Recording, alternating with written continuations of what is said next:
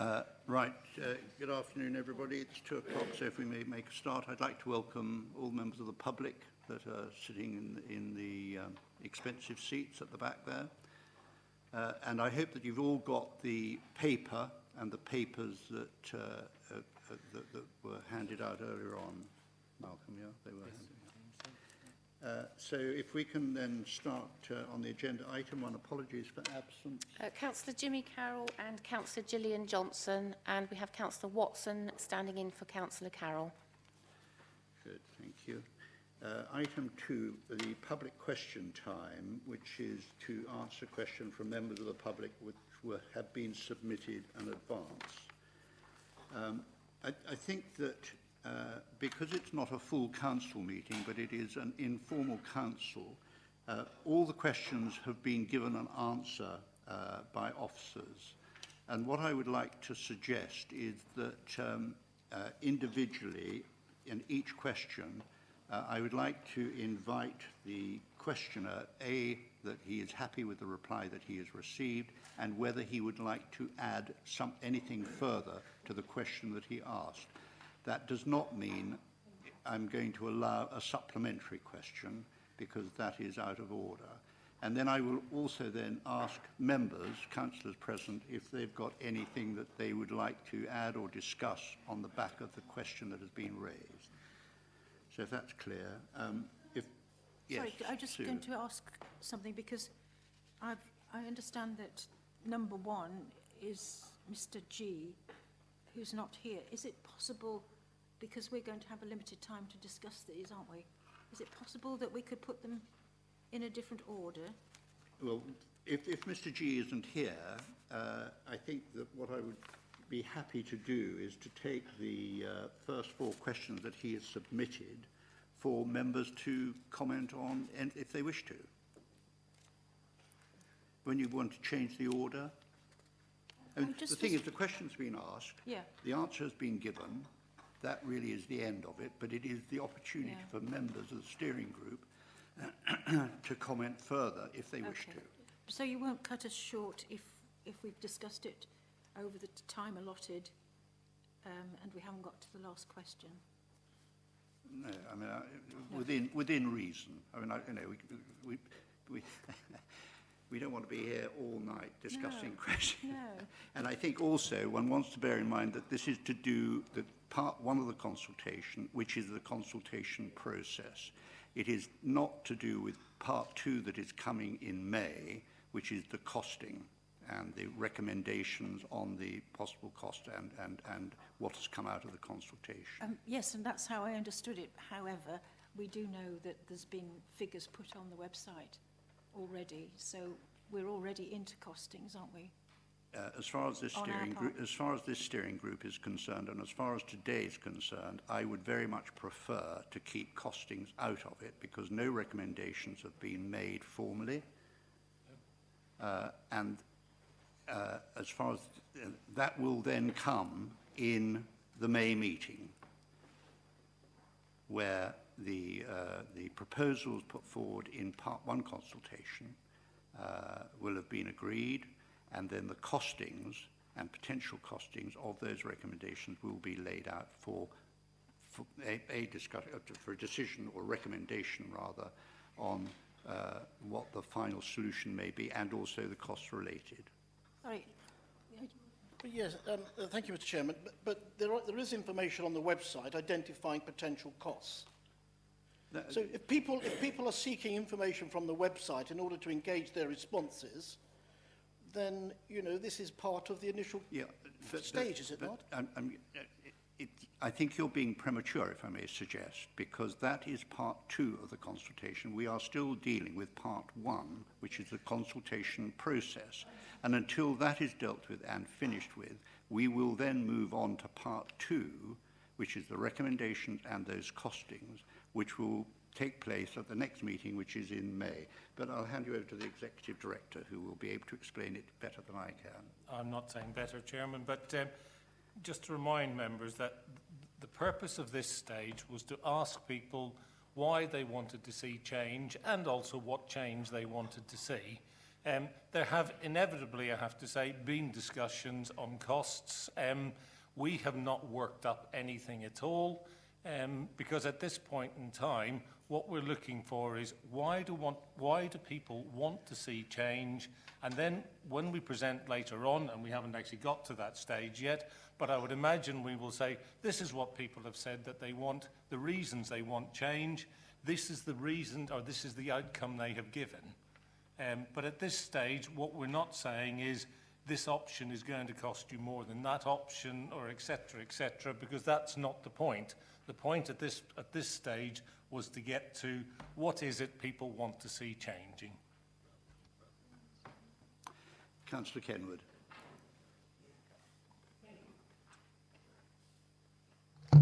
Chairman, while I realise that it's not about costing, I attended, and I believe you was there, the Bexhill Town Forum the other evening, where Mr Lego, who is supposedly an expert on local government, actually stood up and told the whole meeting that the special expenses that is levied on Bexhill isn't actually for any function, but is a levelling formula to make sure that Bexhill pay the same rates as the people in the country, and that the 630-odd thousand that is levied on the Bexhill people as Bexhill expenses currently will go to any new organisation that is formed, and they will have that to spend, and the duties that Rother District Council carry out from that money, i.e. the ground maintenance contract,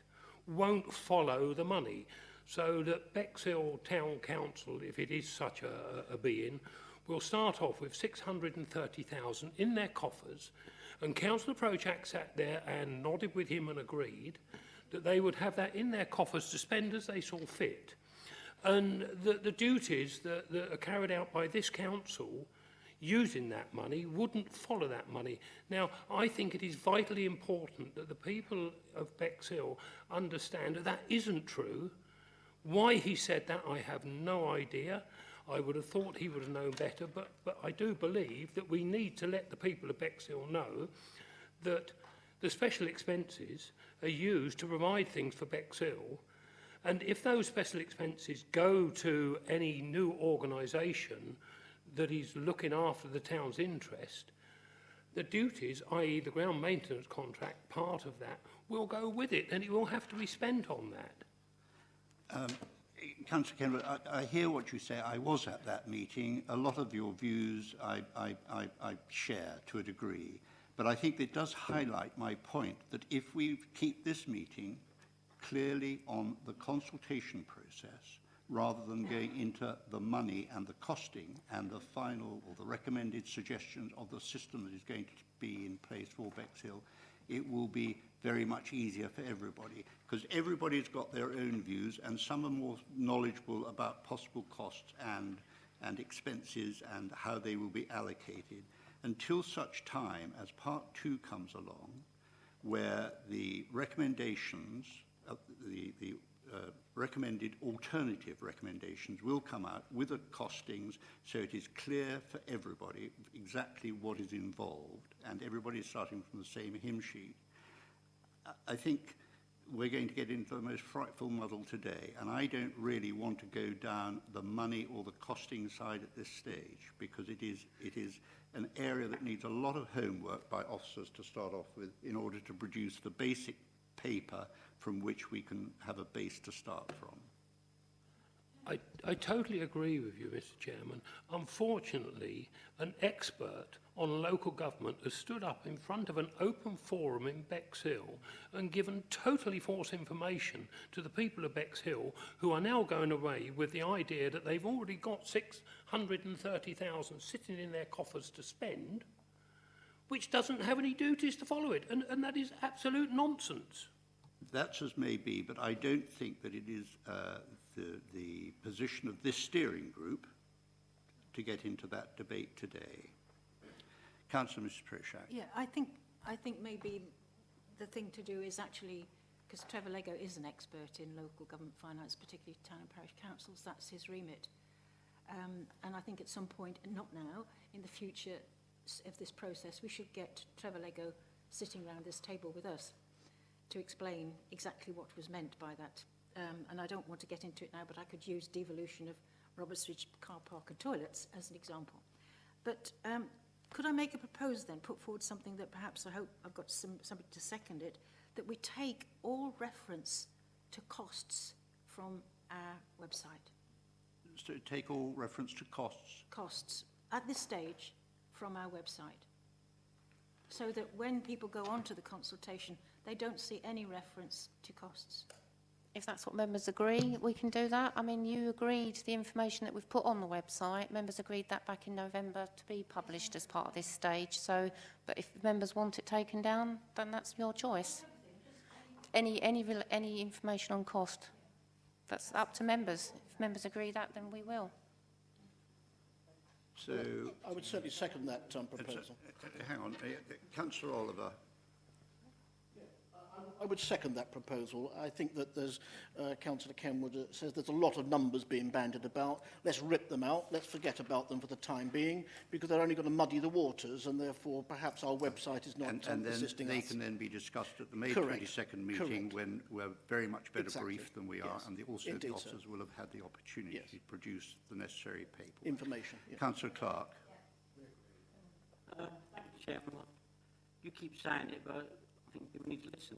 We are at the consultation stage, because when I was appointed to this committee, I started talking to officers about costs. They said, no, we've got plenty of time to go through the scrutiny process, and the officers will work it up before it goes back out to public consultation again. And we need to be absolutely factual and exact about what we will be presenting to the residents at the end of this process. And so when we do have something to offer, it will be exact, and people know exactly what the options are. This is what the options are, this is what it costs you. And at this stage, we're trying to maximise, out of the 40,000 Bexhill residents, as many as possible be interested in the process. And many aspects of costings. One of the ones I brought up, you'd have to have elections in the whole of Bexhill for all the wards and the costings of that as well. So there's a lot of things to be added in and worked out, and I think, like we said, if we start discussions about all the costings now, we're just going to get ourselves into a mess. We need to work stage by stage, consultation process, scrutiny, and consultation back out to residents. Chairman, yeah, I think to be fair to members, when we first did this, and to us as well, the questions were developed in a spirit of trying to be helpful and give people some information.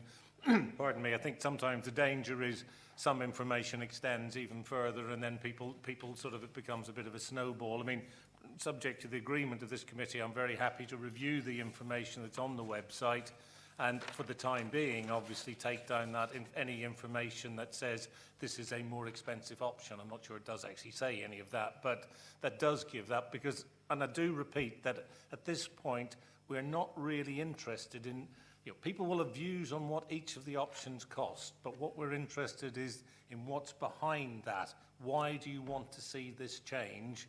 Because, again, and I do quote this regularly, democracy costs. And that is an issue that ultimately you have to decide how much it's going to cost. And that's something that will come out in the later stages.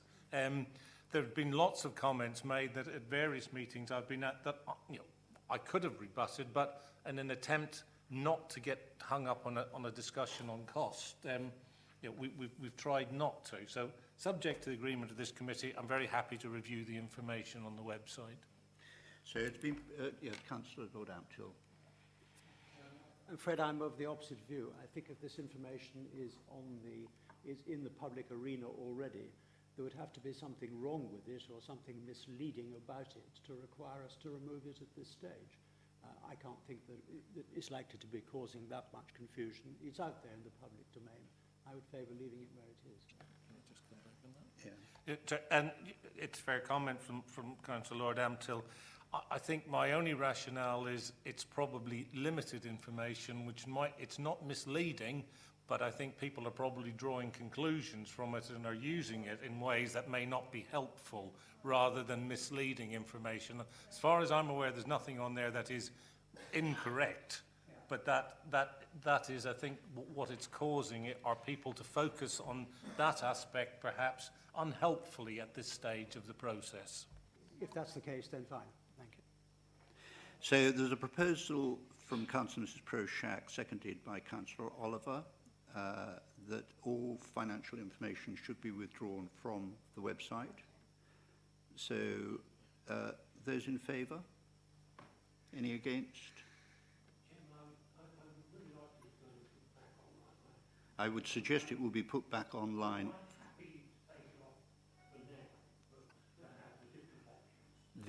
I would expect, subject to Malcolm confirm this, I would expect for the meeting for May the 22nd and for the agenda papers for that meeting, the alternative ways of ruling Bexhill, be it area committee, be it town council, be it whatever, together with the related costs, that is when it will become available, and that is when I think this steering group should be debating those figures. I'm very happy with that Chairman. I do believe another thing that needs to be looked at is what Rother District Council would be mindful to devolve to any organisation. It seems pointless to push ahead with an option which suggests that there will be devolution of powers which Rother District Council decide they don't want to devolve, or due to other contractual reasons are not prepared to But I think, Councillor, with some respect, I think you're jumping the gun a little bit, because as a result of this consultation, the various alternatives will be coming back from the residents of Bexhill of the systems that they may wish or may, some want, some don't want, some want something else. And it is those that I would expect to be fully worked up and costed, which then for the meeting in May, that's when that discussion will take place. And it's delayed till May, as I'm not sure whether you are a county, I think you are a county councillor, yeah, that because of the PERDA arrangement for the county council elections coming up. What I'm concerned with, Chairman, and I have to be quite honest with you, is that the people of Bexhill run away with the idea that they're going to have a town council and it's going to have all of these. We know what it is possible to devolve. We don't necessarily know what is going to be devolved. A lot of the people of Bexhill would like their own planning committee. I don't think Rother District Council would be mindful to do that. And the people of Bexhill need to know that if they're going to get a town council, they're not going to get a planning committee. Yeah, thank you, Chair. I mean, I think it's quite difficult for officers, because obviously we can't second guess what the council's going to decide. I mean, but the proposal, as I would see it, is out of this first stage, what will go forward for the second stage is a report through this committee will say, here are the reasons people have said they want to see change. Here are the things they have said they want as an outcome. Something along this lines. I mean, we haven't written the report yet, but those are the sort of, so that leads us to take forward the following options into stage 2 consultation. In some of that, when we get to that stage, then that is the point that I have no doubt if views are varied now, they'll be even more varied at that stage, but that is when we get to the point of what actually each of those options could potentially cost. And as Councillor Kenward rightly says, the reason it could is because it depends by and large what goes with it. But as part of working that up, we've got to try and give people as much information on that as possible so that they have, you know, they understand that if it's going to cost this, this is based on this premise. If it's based on a different premise, then those costs alter. But I mean, it is very difficult at this stage to sort of actually say what that looks like until we get, you know, we close the consultation. Joanne will talk later about it until she's had the opportunity to sort of go through the results of those and and analyse those in a way that we can present to you in a meaningful way so that you can take the next options forward. But again, I would stress that what I don't want at this stage is somebody feeling they can't pick a certain option or give a certain reason because that might cost too much, or it might cost anything at all. At this point, it's the rationale we're looking for as much as anything else. And that shouldn't be, cost should not be a consideration in determining that rationale. Councillor Kenward is perfectly correct in a number of the points he makes. But again, if I may, I think that will come out as the process comes through, and those points will no doubt be made by the members of this steering group. Councillor Watson. Yeah, I just want to ask a question. How are these figures? Sorry, take them off. How are these figures actually got online? How do they get there? Because we now. How do they actually get on the line? So all these people in Bexhill can start looking at these figures and making their opinions. Councillor, the steering group agreed the figures that we've put online. All the information online came to the committee back in November when you, to be fair, wasn't a member. Yeah. And it was agreed that that would go online as the basic information to inform the first stage. Yeah, so that's how it got online. We published it. Yeah, fair enough. I accept that, and but I think it was worth asking because people may get the wrong idea. There's one thing we don't want around is wrong ideas. All steering groups are allowed to change their mind, Councillor. Well, right. Councillor Clark. Yeah, I don't want to prolong this, but I think what I want to be careful about is that this steering group at this stage, we all should be neutral because we're getting the feedback from residents. We don't want to be seen being in a position of being for or against the process at this stage. That's not what we're here for at the moment. When it goes to scrutiny and gets to full council, there'll be a council position on this. But I do get concerned that if people appear to show they're either against any possible changes in the way the council is run or the review, then that isn't very helpful. I think we should continue to be neutral at this stage till we get to the process where we actually get down to nuts and bolts and what we're going to put out to as a council to the residents for the final consultation. Thank you, Councillor Clark. That's helpful and sums up exactly what this steering group, how it should be operating. So if we can then go back to these 4 questions of Mr. G's, as he's not here, he's presumably satisfied with the answer that he's been given. Are there any points that any member would like to raise of his 4 questions? Councillor Oliver. Mr. Chairman, with regard to the costs, the figures presented in the report, Cabinet in particular, printing cost and postage. Is there we're talking to which question of his? The first question 1. Right. So question 1, what is the cost thus far? Are we in a position to identify what we have spent on printing, postage and other materials to support the process so far? Off the top of my head, no. I can provide the information. It's not that I just haven't totted it up before today's meeting. I mean, again, I would stress to members, there isn't a set budget.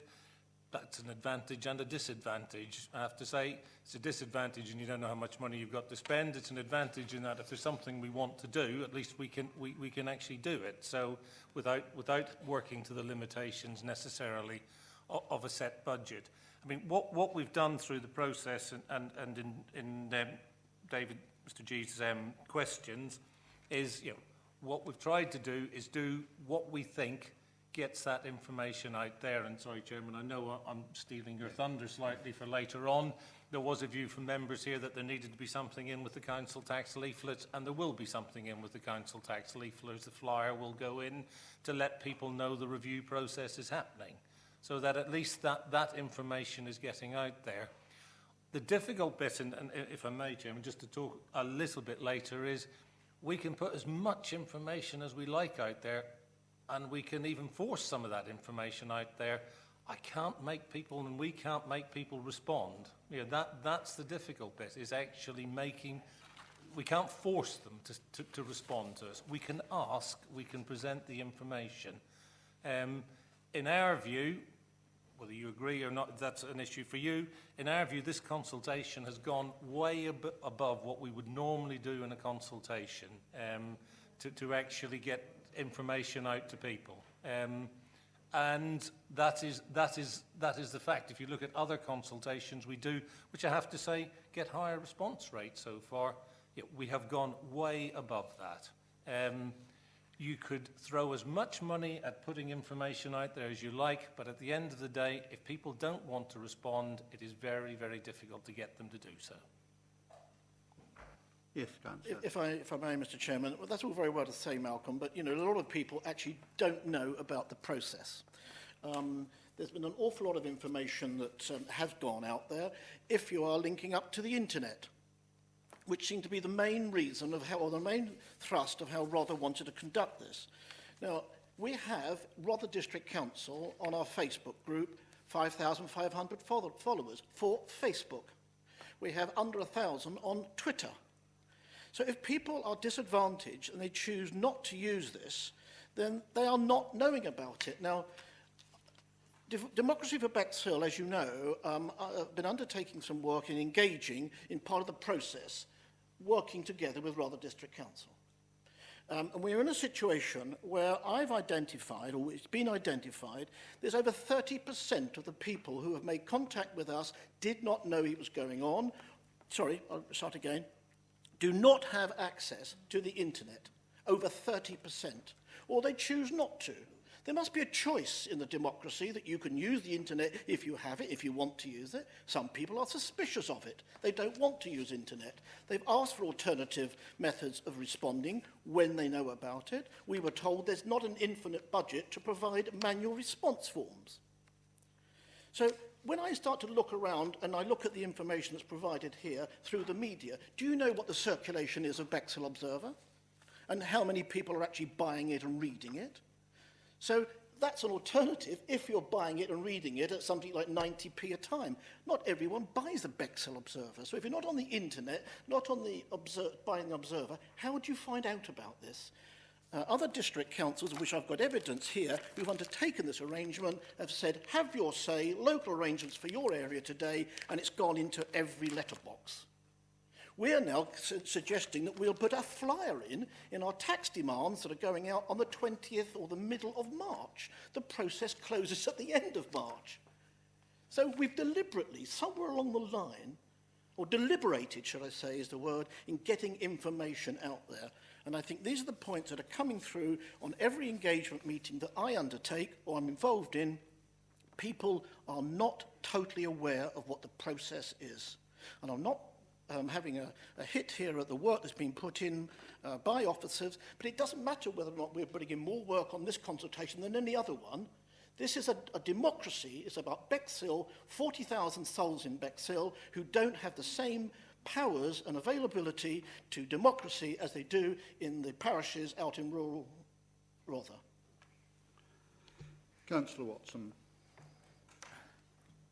Thank you, Chairman. Yes, actually, what has just been said is true, actually. But I know myself. I held a thing up at the Friends of Friendship group up in Sidley, and the response I got from that was extremely poor. And I would say, looking around the room, the majority of the age, I would say, not all of them, but most of the percentages on that wouldn't know how to use a computer. I might be a bit sweeping there, but it is very, very difficult. Yes, I would be quite willing to walk around every street and house within Sidley to try and put out the paperwork which we've had. Now, the only trouble with some of that is a lot of that paperwork, people do not actually understand it. So this is another problem, is of actually getting the message out, and the process of which we are using. It's very, very difficult. And I think the response up to date, and I don't know what the response is, it will probably come out later in the meeting, but is pretty poor when you can compare that with 4,000 signatures got to kick this off. This actual exercise is costing Rother District Councillor, and that means that people that live in Bexhill to date money, and whatever shape and form, and the small amounts that are being spent. So, I mean, let's get a little bit real in the sense of actually how this process is actually working. And this is not an insult towards the officers or anyone else here. they are doing their best and I respect them for it, but I think some of the response I've seen and some of the stuff I've been actually associated with, I've tried to make myself available to be associated with it and believe that what the process is right and democratically right. But, you know, I think we are not actually getting through to the majority of people that at the moment that actually live in Bexhill, who this will affect them. This will affect them of what they will have to pay towards in the final analysis, whatever happens, Chairman. Thank you. Councillor Elford. Thank you, Chairman. I think after several discussions here, there has been some issues around getting out to the public in Bexhill. I think Doug's quite right. Not many people will read the Bexhill Observer, or not that many. Not everybody's got a computer. Not everybody's got access to who's seen us around the town. Not everybody's gone to the Democracy for Bexhill shop. But that's precisely why you do Observer, Internet, getting out there, seeing people in the street. I know other councillors here, but I've been around my ward speaking to people about it. It's about getting it out there. It doesn't matter how much money. You could spend £1 million at this and you wouldn't get to everybody. I've done events where we've spent massive budgets and people still come up to you, I never knew this was happening. And then there's posters plastered all around the town. You'll never get to everybody, and the whole point is to go, yes, the Bexhill Observer's not read by everybody, but you put it in there to get to the ones that do. I admit that it's very nice that we're going to have a flyer now in the council tax bill. I think that's superb. The timing could have been better. It does give them a short time to get out there, but at least it's going out there to be done and people will have that event. You can only do so much, and I think so far the work that the officers have done has been very good. Councillor Oliver. Thank you, Mr. Chairman. If we'd put something through the letterbox, something like this that was used at another district authority on the 9th of January, there's no comebacks. Every household, 22,000, 23,000 households have had this information. Wherever the process goes thereafter, we can't come back and say we have not engaged the residents of Bexhill. We have, you've got it there. And if you don't want change or you don't want to participate, that's fine. But when we are seeing vast quantities, vast numbers of residents who are not involved in this process, then I think we've abdicated a responsibility in order to get it into their letterboxes. For it to go out on the 20th of March as a flyer, unless we're going to extend the consultation deadline by a further period to enable these people to respond. I think the difficulty with extending the period of the council tax flyer is the purdah situation with county councillors. I think that's the problem. So that to extend the cut-off date by any distance is really not possible. Are you happy with that? Yeah, Chairman. I mean, I'd just like to make the consultation does not end on the end of March. This stage of the consultation ends at the end of March. The consultation is part of an overall process. There will be another stage later in the year. So what we're doing by this is making people aware that this is going on. When we present the information at the next steering group, members may have a view on how that information is disseminated and how we deal with it. All we were trying to do with the flyer was to raise people's awareness that the consultation was happening. There appears to be a misconception as well. If people haven't signed up for stage 1, they can't comment on stage 2. There's absolutely nothing to stop people commenting on stage 2, whether they've shown an interest in stage 1 or not. It is not an exclusive club that if you miss stage 1, you can't deal with stage 2. All we were trying to do, and I come back to the point I made earlier at stage 1, was to get the rationale behind why people wanted change so we could put meaningful recommendations up at stage 2. And this group is perfectly at liberty at stage 2 to take a view on how it thinks that information should be disseminated. I'm sorry, Chairman, just to go to your point about extending it, this council is not under purdah because of the county council elections, but some of the members of this council will be impacted by it. And therefore, although we technically are not under it, we have an obligation, or we have to have regard to it while it's going on. And one of the things they generally say is you shouldn't really be carrying out consultation exercises while it's going on. But there is no reason, through Mr. Chairman, that we could not extend the deadline. It's not for me to say, Chairman, but I can't actually see a particular reason why we would extend the deadline, because at the end of the day, we are making people aware of it and they will get further information later in the year. If there was no opportunity later in the year to do something, I may have I was about to say I may have some sympathy with that view. It's not up to me to have sympathy or otherwise with that view. I would suggest there is no reason to do it because people will get this second bite of the cherry later in the year. Councillor Mrs. Prochak. Yeah, I sort of understand all that, and it sounds sensible. I think the thing that I would need to be reassured would be, say, for example, and I know you haven't got a huge response at the moment, say, for example, members say, well, we're not going to even bother to go any further with this because we've only got a few responses. That would be my concern, is that even if we, at the end, only got, say, 1,000 responses, that this steering group then recommend we don't status quo because we've only got so many responses. I think that would be my concern, is that if we didn't get sufficient, which we clearly maybe are not going to get, we're certainly not going to get 3,000, 4,000, are we? There is a bit of an element, isn't there, of taking a horse to a pail of water, but you actually can't make it drink. You do require, to me as an outsider, right, as an independent, it does seem to me that the efforts that have been made by the officers to promulgate the debate and the consultation is pretty extensive. I take the point that Councillor Oliver makes that not everybody is on the internet, but you know, as a village councillor, and indeed as I used to be a village councillor, a lot of our village people don't have computers or aren't on the internet. And so what do? You rely on the member, the councillor, to go out and spread the word. I think that the very fact that even though there is the time issue of this flower in the council tax demand, which again I think it's a really good effort and it's a very good thing to do, although I do believe not many people when they get their council tax are terribly interested in what's in there, bar the final figure they're going to have to pay up. But nevertheless, it will be an opportunity that every single householder within Bexhill will get a piece of paper explaining what the situation. I haven't seen a copy of the document, but it will be whatever it is. And I think you can just keep on going on and on and on and on, saying that the consultation is you know, got to do better. And I do think that it's up to the individual councillors within Bexhill actually to go and sell it. I've attended the meetings at the Town Forum, but also at the Leisure Centre and at the Delaware Pavilion.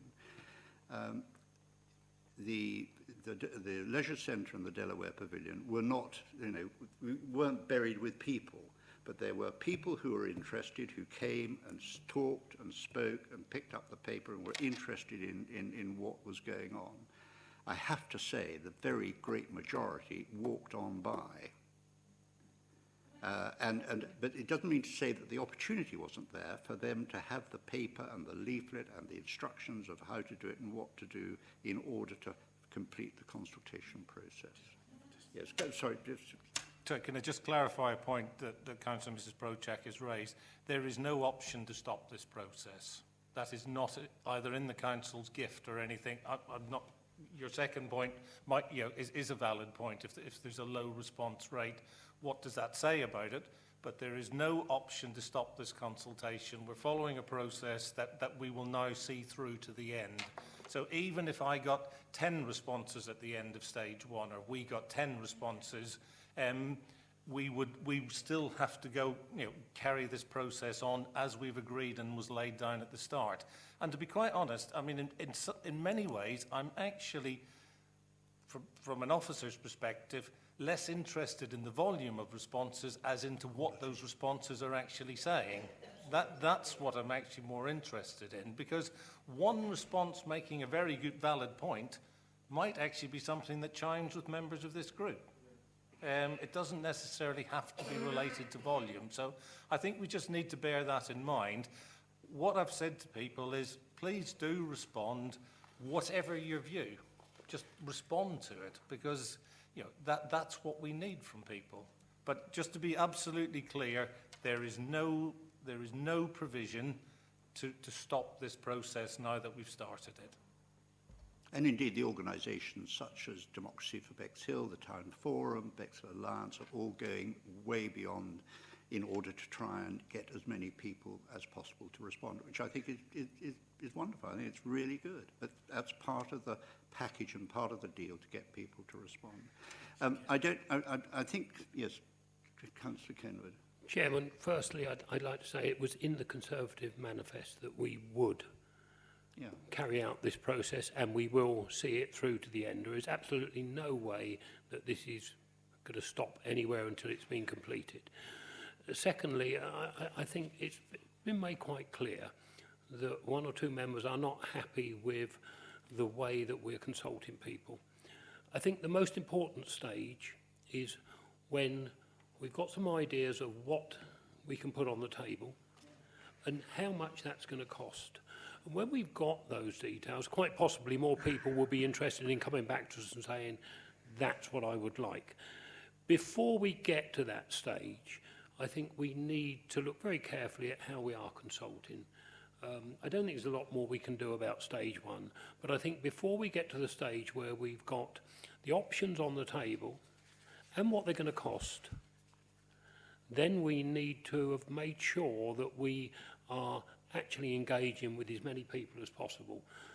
And I think that's what we need to do and move on today, get on with the business for the day and make sure that before we get to the point where we've got full details and costs, that we know exactly how we're going to engage with the population of Bexhill. Thank you, Councillor. I really do want to move on a bit. Yes, Councillor Oliver. I'll make this point very brief.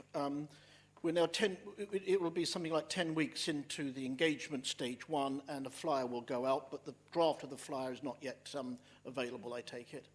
But it presumably will encourage people that they can participate and register and consultate in consultation stage and stage two. And to take the point about going out in the villages, there are 23,000 homes in Bexhill.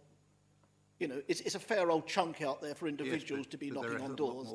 And as independent groups locally, we have gone out there and tried to raise the profile of this. So I'm the sure numbers that of point will be taken. councillors to wards are similar in the countryside, Councillor. I'm sure they are. As, yes. My but you know, I haven't seen many councillors going out there in Bexhill. But there we are. Content of the. Yes, Chairman, just to confirm, the flyer going out with the council tax is the A5 flyer that we've produced through the comms team. So it's the flyer we've already got. There's that crummy little one we've already produced, is it? The one that members agreed, yes. Yes, but no additional information.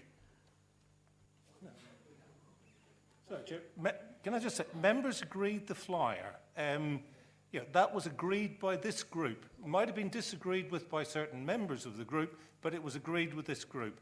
That is the information. The concern that was expressed was that people weren't aware that the review is happening. That flyer tells people the review is happening. It also tells them where to get information from, which does include their local councillor. And as I've said all along, it is down to the local councillors to also spread the news. Well, a very, very quick comment. And you said that you'd been at the Delaware, etc., and people, you implied that there wasn't much interest, but I've found quite the opposite. I've really enjoyed talking to people in Bexhill about it, and the people in Bexhill are passionate about Bexhill. They love Bexhill. I've met people who are moving from Eastbourne to be in Bexhill.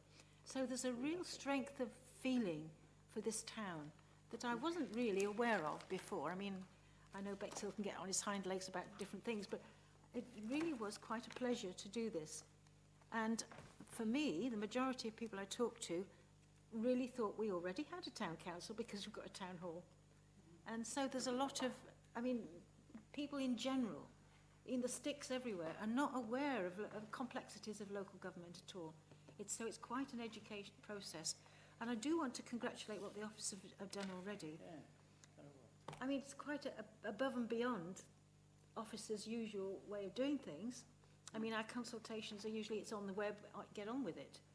And so, I mean, I think we've done quite a lot. But as other members have said, there's always more to do. And I really would like to congratulate the Forum, Democracy for Bexhill, the Alliance, for the amount of work they're doing, because it's huge. Right. So if we can then move on to Mr. Stevenson. Is Mr. Stevenson here? Yep. Mr. Stevenson, at last, you must have been waiting and waiting for... it's really just a case of asking you whether, A, you're satisfied with the answer you've replied, and if you wish to add anything further to your question. Is that on? Can you hear me? Yeah. Yeah. Okay.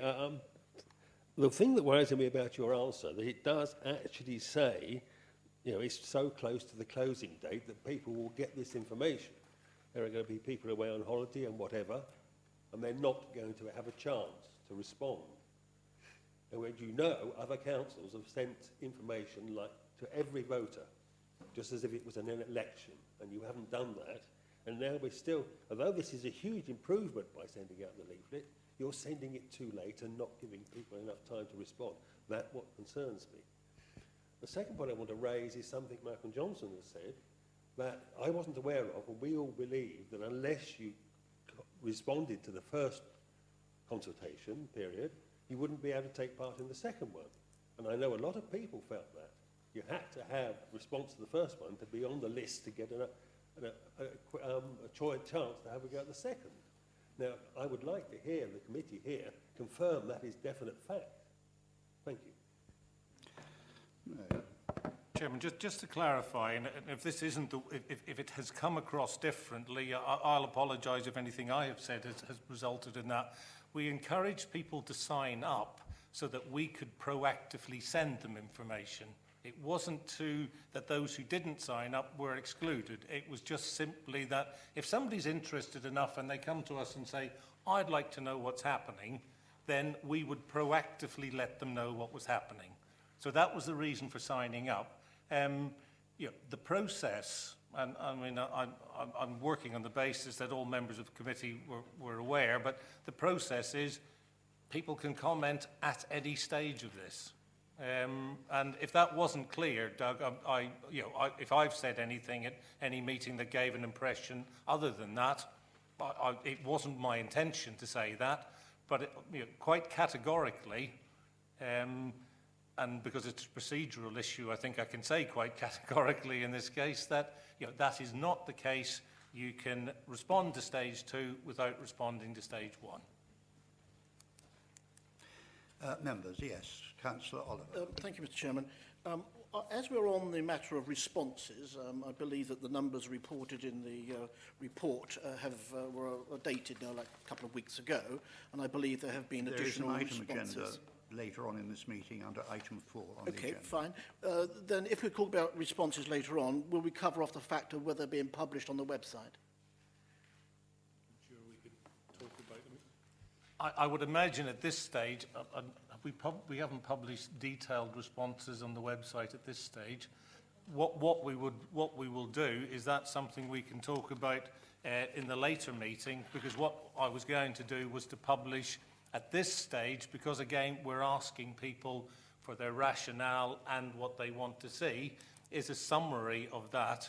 I mean, again, I think what we said in the later stages is we may do what happens in planning, which is that actually with the names and obviously any contact details redacted or removed, whether we publish actually detailed responses in that way through a spreadsheet or a similar system on the website. But as Councillor Oliver, you have said, Chairman, I think there is an item later on this. Right. Anything else any member wants to raise? So if not, moving on to question 6. And Mr. Cortell, really, we've sort of answered your question already, because you're dealing and your question is related to financial items, which we've really agreed is not to be discussed today, but will take place on the meeting 22nd of May. But I'm sure that members will take on board the points that you're making, and will take it into account come that May meeting. Thank you, Mr. Chairman. I'm pleased that members have decided to take to remove the misleading cost information. The information, as the Executive Director of Resources quite correctly said, was not incorrect. I endorse that.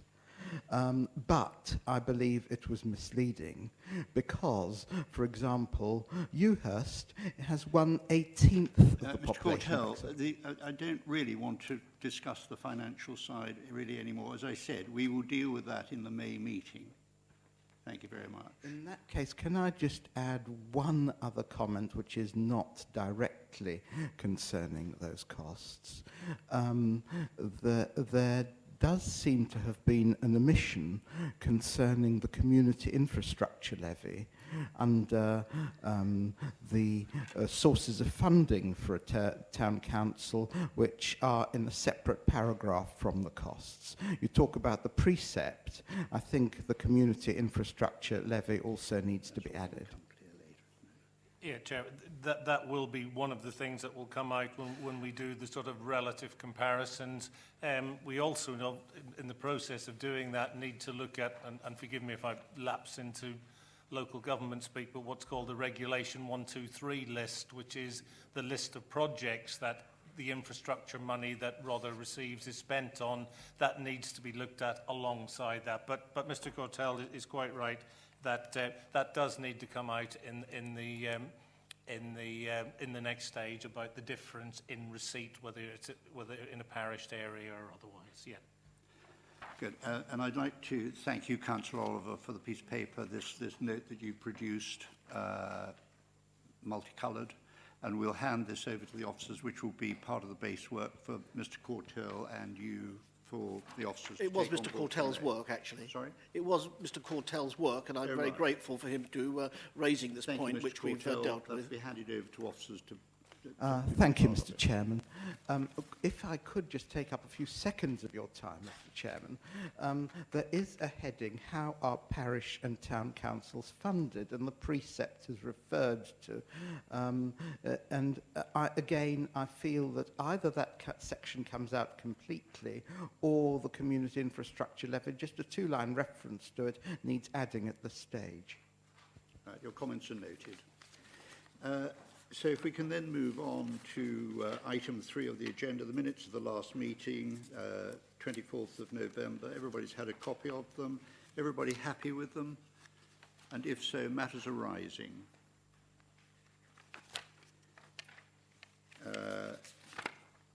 The actions on page 5, big page 5,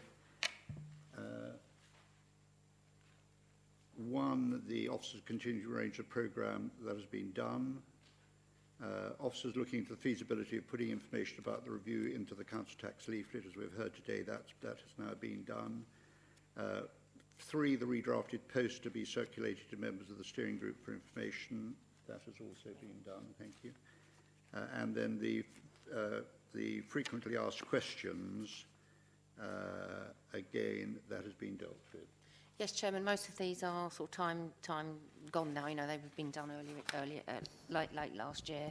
The only other action probably that we haven't talked about is the Facebook Live. I don't know whether Holly wants to speak about that, but we didn't feel that that was appropriate. We did look at the option, but because of the size of the meeting and the number of people speaking, the sound quality of us being able to record that and put that on Facebook Live would be quite difficult. It is something that we've explored, but I believe they're looking into other being able to film meetings. Action 8 on page 7, the members to feedback direct to the consultation officer. Any comments on the draft text for the consultation invites? That has also been done. I think also with regards to the webcasting audio-visual recording, which I'm sure you've all read, the Facebook Live was not satisfactory because it could only be done on a one-to-one basis and was muddly and not very good. So I think I'm right in saying that this is being audio recorded. Yes, Chairman, this meeting is being audio recorded at this stage. We are looking into options. I've started the process of, as a council, looking at options, and for those members who are have experience of our microphones, I think we'd all agree at least the audio side of it needs looking at. But I have also asked for options around videoing and webcasting. They are two slightly different things, but so that is being actively pursued at the minute, Chairman. So, members, any other matters arising? If not, I'll then move on to agenda item 4, the consultation update of the consultation responses, and I'll ask the policy officer, Joanne. Thank you, Chairman. I suppose I should cut straight to the key number. As of 20 to 2 this afternoon, we had 265 responses. 265? 265, yes. You probably will see that in the early weeks, we always have an initial peak of interest, things lull for a while. We had a steady trickle, that's fine. What happened on the week that's not there, week 6, the 11th to 17th of February, is that we started to see a peak. We had well over 25 responses. And so far this week, I've had, from the end of last week to today, about 163. So yeah, it makes a total of 265. Unfortunately, very little back from organisations. We've had a response, as you know already, from the Patten in Bexhill. That's a community group. We've had one response from a parish council elsewhere in Rother. We've had one response from a housing association, and we've had one response from a Bexhill business. And that's it, I'm afraid. So it's a little bit disappointing from organisations, but you know, I'm not that concerned at the moment. Very often with organisations, what happens is there's a lot of internal discussion before they write something to present back. And very often what happens is they take the full consultation period to come back. Certainly with parish councils, we never give them less than 3 months to consult, because some of our parish councils don't meet more than maybe once in that 3-month period. Some of the smaller village councils, that's the most that you can expect from them. And a parish clerks then have to draw up that response and send it in. Most of the responses are coming in through a combination of online and paper. I've had very few emails come through, a handful but very few, and really nothing on social media. I don't know if Holly's had any response. We're mainly using social media as a communications exercise, as to get the message out there. We don't have really any comments coming on. We haven't particularly worked to spark any debate, because we've mostly used it to signpost people to other ways of finding information. For example, when you were at Bexhill Leisure Centre, we were saying to people, do get down to Bexhill Leisure Centre and go and check it out. And we were very pleased that a lot of people are retweeting those sorts of things, especially events. Yeah. Right, thank you, Joanne. Yes, Councillor Elford. Chairman. The Chamber of Commerce had a meeting at the beginning of this month, and they are planning to do a meeting on governance of Bexhill for all the local businesses. I think they're going to try and join up with the Federation of Small Businesses as well, so they will be doing some kind of presentation through there, and they may be inviting a few people to come and just talk about how that might affect businesses. So hopefully there'll be a bit more response from local businesses. Yeah. Which follows my point of businesses and organisations very often have to discuss things internally. There's quite a lot of processes. They're probably looking into what they think the impacts and might be on them. And so obviously what you do expect is 6 to 8 weeks. You're not going to hear anything from them, because they're determining who's going to answer and what they think the impact might be. Yeah. Councillor Mr. Prochak. One of the questions, because obviously when I was in Bexhill, I was meeting people who weren't from Bexhill, and I mean a lot of people actually visiting Bexhill from outside Rother, but I did say to people in Rother they can respond, and there was some sort of issue about whether Rother people can respond, but they can. Yeah, yes, it says so on the website and on the forms and everything. In fact, it says quite clearly that we're also talking to people who work in Bexhill. Quite a lot of people work in Bexhill don't live here. And, you know, because they have an insight into things that it may potentially, any of those options could potentially impact on them. Governance changes might. And it's worth us asking if they feel there's an impact on them and what that might be. Yeah, just to clarify, Chairman, as well, I mean, Joanne's quite right. I think we talked at one of the earlier meetings about the fact that we wouldn't refuse comments from anyone anywhere in Rother, but obviously what we would try and do in reporting back eventually is to direct members to those that had come within Bexhill, and as opposed to, and from individuals as to those from others. So again, it isn't specific, and for all the reasons that Joanne said. I mean, people who work in Bexhill play an active part in this town as well. You could argue people who visit also do. I think the trouble is we don't want to turn it into a national consultation into what happens in Bexhill. It's enough trouble dealing with the ones in Bexhill, if you like, sort of in that sense. So it is about focusing it, but not excluding others. Because again, you know, people could come back with perfectly valid comments from that this committee would want to consider. Councillor Mrs Hughes. Thank you, Chairman. Going back to a comment that was made earlier, but I think that from Councillor Oliver, about local members having, you know, talking to local people. At the town forum, we gave out a lot of sheets there, which I hope are being used. But when I go around my ward, which is Bexhill Central after all, I trundle around talking to people. I've got to the stage now where I have to be a little bit difficult sometimes, because the other day when I was in one of the shops, I was buying something, and two ladies I know very well in the ward shouted out, "Okay, Joy, we're going. Don't worry, we're going. We're going to fill the form in." And I felt I was being a bully, but we do talk to people. We do talk to as we go around, but we can't make people go and fill a form in. It's as simple as that. But they want to know what's going on, but they're not prepared to go and fill a form in sometimes. Councillor Oliver. Thank you, Mr Chairman. We're not putting the responses on the website yet. No, we haven't. It's up to the steering group what you want to do about that. But you haven't seen the responses yourselves, so I'm not sure whether you want to discuss whether you want to see those responses before they go anywhere else, or whether you want them to go on. I mean, that is your decision. It's not mine. Well, you know, given the fact residents were invited to make a response, and they could do it on the internet or by paper, and I believe people can make more than one response. They may have come across a snippet of information that may vary what they've put on previously, or it's clarified something.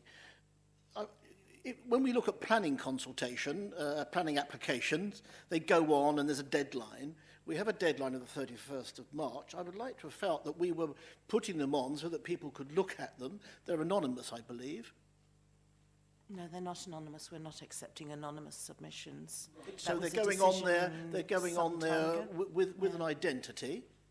And if people have made these available, then why aren't we publishing them? Have I lost something here? I thought they were going to be published on the website. Chairman said the intention was on the next meeting in May, we would give you a summary of what people had said. If the feeling of members is, I mean, as I said, we'll have to take off any personal information. That's no problem at all. It's not because the people have, you know, I mean, sometimes I think in planning, and members are better placed than me than this, I think actually it contains personal information, doesn't it? It does actually contain email addresses or the name of respondents. Does not, I don't know. But anyway, we would wish to take it off. If it's the wish of this group that in sparking debate, if you like, and encouraging people that we could, they wish those comments put on there, I'm happy to do that if that's the wish of the group.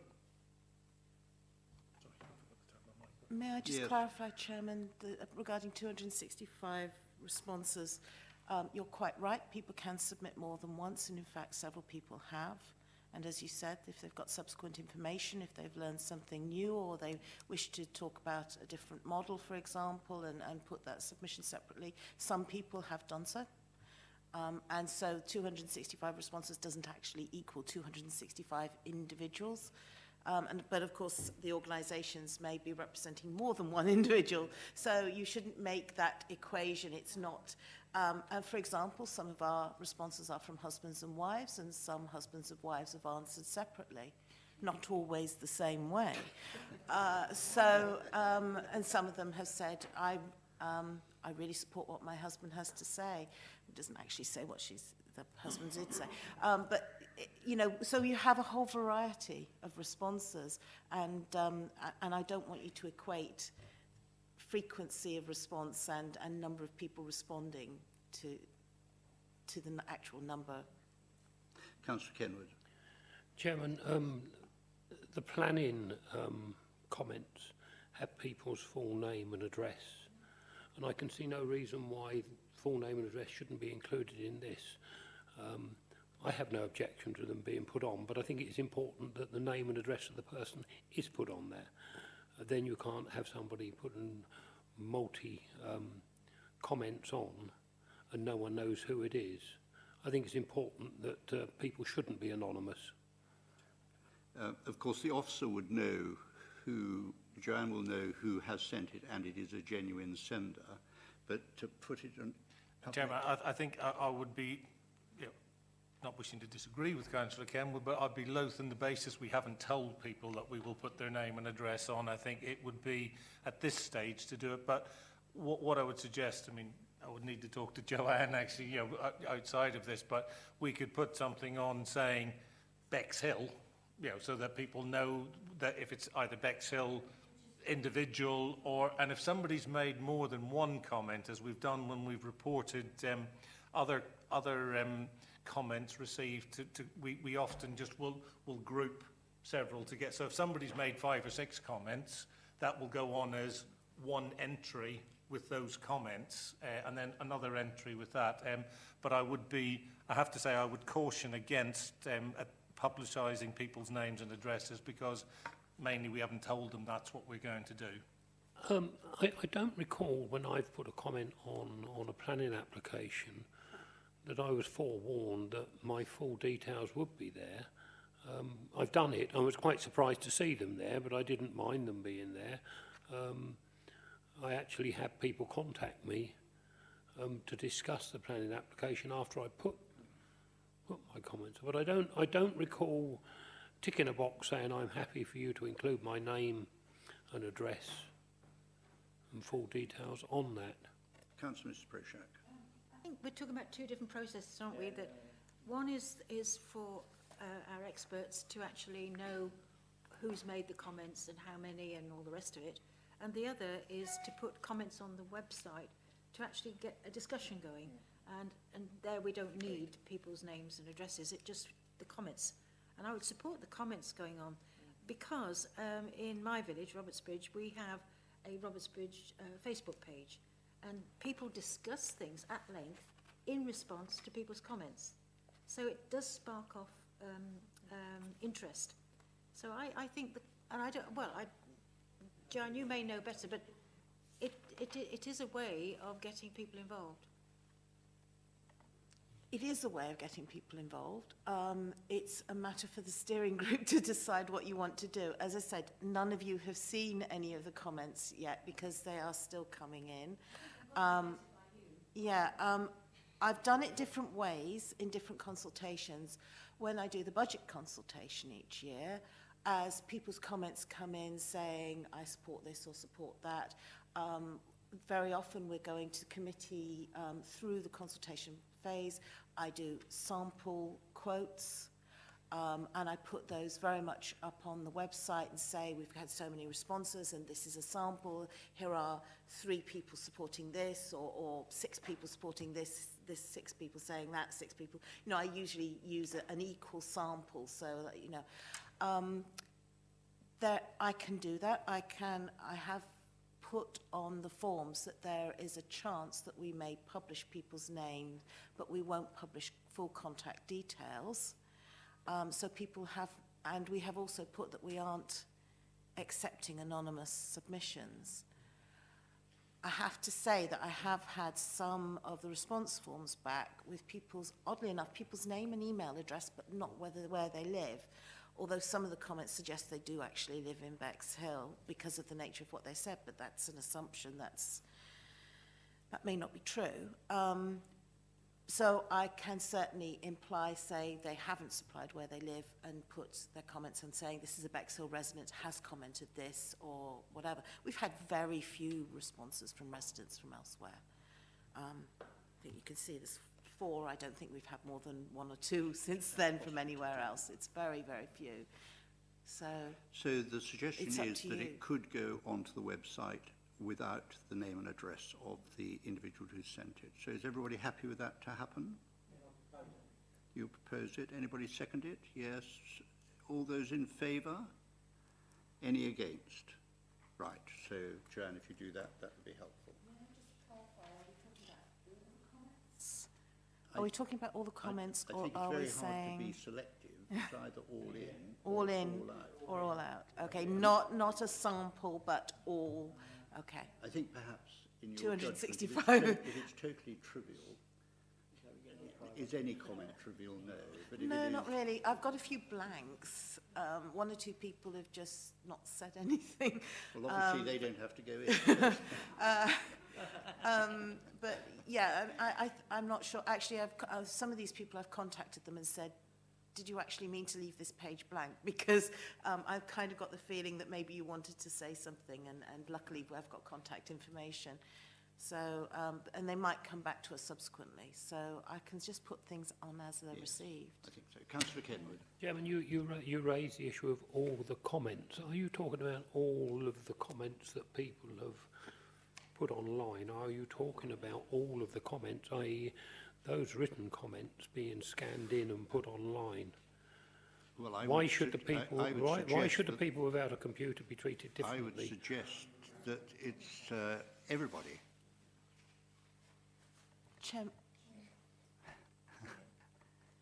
Yes, go on. Yeah, I think, as you say, if you're going to include all comments, you accept that you include all comments. Obviously, taking out those that the only requirement says if it's illegal, that might be worth not including. But I'm not quite sure what somebody would suggest that would be illegal. But I suppose illegal or offensive are probably the gist of it. I think it's got to include all comments because at some point, we do need to be, well, not at some point, we need to be open about the comments we've received and the information we're giving to this group next time, which will include, excuse me, a summary of those comments and some of the issues, because I think that would be useful for the group's consideration. But I don't wish to have anybody say, well, I made a comment and it either wasn't given any weight or it wasn't given any bearing.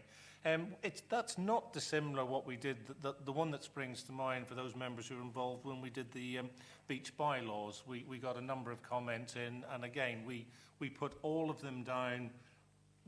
If it was an organisation, we'll often put the name of the organisation, but with the comment. And what we did was, if an organisation made 2 or 3 comments, they were grouped under that one, so that you could see both the number of respondents and the total number of comments, taking on board Joanne's comment that they are 2 slightly different figures. It would also protect Joanne, because if Joanne is doing the kind of report like the council tax consultation, Joanne is actually making a case for each side in a way, and we don't want that to happen for Joanne to be actually accused of choosing 50%, 50% when it doesn't reflect the numbers. So it's all in. Councillor Oliver. If I could just clarify through Joanne or Malcolm, if they're going to go on without names, that's right, yeah? We can do so, yes. Yes, if that's the feeling. What about organisations? If there's an organisation that wants to represent their membership and they're putting in, should that have its own narrative? I mean, I would suggest, and again, forgive me, I'll talk to Joanne outside, but that what we would do is almost that in the absence of any other information, please take it as a Bexhill response. That just saves us a little bit of time in writing Bexhill, because that just to let people know that's where it is. I think if it's outside of Bexhill, members may wish to consider that, but they may wish to consider how much weight they give to that, depending on what it is, if it's somebody who's just a visitor. If it's an organisation, my inclination is we should give organisations names so that you know that comment is a collective response rather than necessarily an individual response. That's not to say what weighting you should give, that's just so that you're aware if something comes in from the Chamber of Commerce, it's the Chamber of Commerce rather than an individual saying that. So everybody happy with that? Yeah. Thank you, Joanne. So if we can then move on to agenda item 5, which is an update on the communications and community engagement activities. Holly, would you talk through it? Thank you. I just want to start by saying I appreciate that there are still a number of concerns about how we communicate with people offline, but obviously all of those comments made today are noted. But just to go over what we have been doing.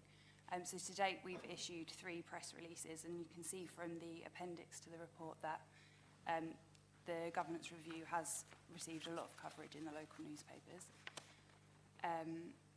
We've also designed, and you've been using the publicity materials, which have been fantastic, and they were, just for the benefit of the members of the public that are here, were designed with yourselves and bearing in mind your comments at the last meeting. The flyer that will be circulated with the council tax leaflet is the one that you have been using externally. It doesn't include any additional information because that was the decision made at the last steering group meeting that you just wanted a flyer that raised awareness of the governance review.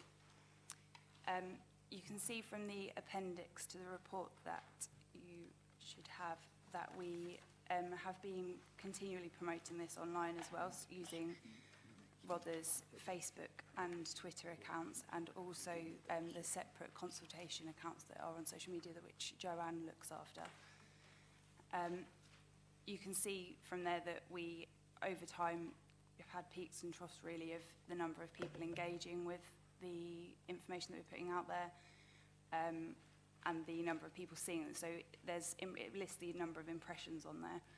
That's the number of people that will have seen that post come up on their social media feed and have the opportunity to engage with that and respond. We have, Joanne's already touched on this, but we have received retweets and people sharing the information, particularly those around the events out in the community, so hopefully that has helped to spread word about where you are and where people can come and find out more information. It was also included in my alerts. The first time it was included, we did have over 1,000 people click on the link to find out more information, which was fantastic.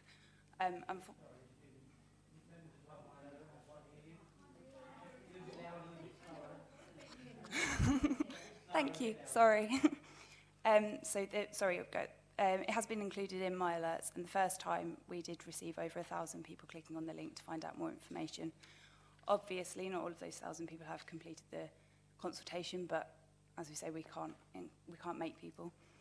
The second time that it was included in my alerts, we had 154 people click through to find out more information, and that also included a prompt to remind people of what events were happening around Bexhill for them to go along and find out more information.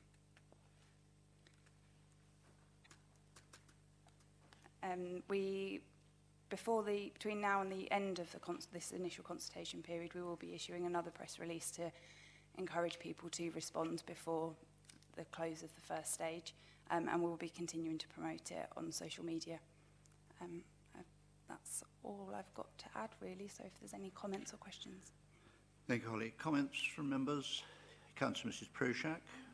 Somebody said it would be a good idea to have one of those, what are they called, those big advertising, as you come into Bexhill along London Road, there's 3, do you know, but thank you, I knew there's a word. Does anybody know how much those cost? It's quite difficult to book. They get booked up quite far in advance, and it depends on exactly the exact site, but with sort of thousands of pounds, really. You usually have to book for a number of weeks, and I think the most recent quote that I've had for something like that was around £4,000. Can I just carry on, because I've very bravely put my name down to be outside Tesco's. I just, having experienced, the leisure centre was fairly controlled because it was a steady stream of people, usually So it wasn't great crowds, but there are going to be crowds, aren't there, outside Tesco? And have we got just 2 people at each time? Because I don't think 2 people are going to be enough. But also we're going to have the extra thing of, oh, I'm not from Rother, I'm not from Bexhill, or I'm from Eastbourne. So it's going to be quite a different game there. Councillor Elford. I've recently done a few charity collections at Tesco's in Hastings, and they don't like to put you outside because it's very busy. It's a very controlled and tight area. They tend to put you inside the door to the left-hand side against the community board. So there's a bit more room around there, and 2 to 3 people would be fine. If you had any more than that, yeah, it starts getting a bit, it's all very tight in there. But yeah, they don't tend to put you outside, they tend to put you just inside, especially on a weekend. Chairman, I was going to confirm you will be inside in the foyer area. I would have thought more or less as you come straight in rather than to the side, but I've yet to speak to the lady at Tesco, but certainly the arrangements will... Yes. But there will be at least 2, if not 3 of you at each sort of timing. The best option is what several charities have been able to do at Tesco's, which when you come in the entrance, they've actually got a table and some chairs. So 2 people can sit and 2 could stand at the side, so take comments. Because if you're just in the doorway, you just brush past, they're either coming out with a trolley or going in with a trolley. Yeah. They're not going to talk. But Tesco have allowed charities that I support to have a table actually within the entrance, which is much more formalised and more likely to be able to stop people and not interfere with the flow of the shopping. So a table would be the best option. That is certainly the intention, Councillor. That's what we will be doing. Councillor Oliver. Thank you, Mr. Chairman. This is the one, Holly, isn't it? The smaller version. Yes. Is it possible to put an insert or something on there reminding people it's not too late to get involved? Can this not be just a reminder? So we're telling the information, but is it possible to put another line on there? I'm going to have to ask Lisa to answer that because I believe it's already gone to the printers. We will check. I mean, the information is that we use a company to post out all our bills, that the information has to be sent to them early. Having said that, I do appreciate the council tax information hasn't been sent to them, so it may be possible. We'll make some inquiries on that. I can't promise, but I will promise to make the inquiry. Sorry, I can't promise I can make the changes. But a strap line, you're not too late to get involved, is a prompt for people to think, it's ongoing, I'm part of this, I want to engage. But Councillor Watson. Yeah, how much actual pieces of paper are we going to have down? Do people stop? A difficult question, actually, Councillor. I was going to just provide the usual amount of information, but I don't think you'll be able to just hand out to everyone who passes because we just wouldn't have enough stock. So I think it'll be more a question of speaking to those who are interested and giving them the information rather than just blindly handing out, because you're talking probably thousands. Any more? The banners will be there. have to give away points. So we then come to item 6 as any other business. Nothing has been preordained. Any other business? Yes, Councillor Oliver. Thank you, Mr. Chairman. I'm just going back to the Equality Impact Assessment pro forma that was produced back in October. And we did have some discussion, if I recall, about item 9, the impact on people due to age. And I think we indicated, based on age, the inability to have access to internet. Is this still applicable to say that there's no evidence of a differential impact on people due to their age on the outcome? Or if they are of a certain age and they haven't got access to internet, is this something which we should have considered in here? It was just brought to my attention by an individual, so I thought I needed to ask it. We have actually not asked people what their age is on any form of the consultation, so we don't know. Based on past consultations, I have absolutely no problem engaging people on the 60 to 80 age group. In fact, they almost always are the biggest level of responders. People over 80 are slightly less likely to engage. possibly to do with health and other problems, possibly to do with how isolation, all sorts of other issues. As far as I know, there is no research undertaken about whether or not putting things on a website has excluded them in consultations, because we haven't just put stuff on a website, we've done lots of other things, so it would be difficult to quantify that. No? Just going on from that, I mean, I was surprised in Bexhill. I mean, you know that I've forgotten the statistic now of so many, what percentage, we've got it, it's been done, hasn't it? So what percentage of over 65s haven't got access to the internet? I'm sorry, I've forgotten the percentage, but it's quite high. I think Mr. Cortell provided it. 84%, I think. Yeah. It's 84% is high, isn't it? 47. Thank you. 47. I beg your pardon, are you speaking of Bexhill or are you speaking of Rother? Just age group, the over. Age group. Yeah. But I was surprised that just time after time after time, people were saying to me, I'm not on the internet, I'm not on the, I don't have access to it. Now, whether they were telling the truth, I don't know. Who knows these things? But I was surprised at the number. And I just wondered if that had a knock-on effect on the council's whole strategy, the whole strategy of moving services over onto the internet. It must actually have, it must be something that officers talk about and want to address, particularly in Bexhill. Chairman, if I may. Yeah, I don't, I mean, if people, I mean, it is getting increasingly difficult if people are not on the internet now to even communicate with government. I mean, if you look at your car tax, everything else that you do online, inland revenue, or, sorry, HMRC, sorry, showing my age, calling them inland revenue, HMRC are actually encouraging people now for online submissions. That is the way things are going. And, you know, I do accept there are people who are not on it. I must confess that at times I'm actually surprised when I speak to a variety of people who will say, oh, don't worry, I'll download it. And that is irrespective of age. I think, as Joanne says, I mean, we have in other consultations had a high number from where we do ask people's age, between the 60 to 80-year-old. We didn't ask people's age in this case because, to be quite honest, we're not actually, I was going to say we're not interested. I know there might be factors around it in which we're interested in. We're interested in their opinion, less so their age. But you may well be right, Councillor Mrs. Prochak, but unfortunately, if you look at everything central government are doing, that is pushing people more and more onto online and smartphone-type applications to deal with issues. Councillor Clark. Well, don't underestimate some residents using their initiative, because a number of my residents, their sons and daughters and family members have a computer, and they will ask them to help them with it or do it for them.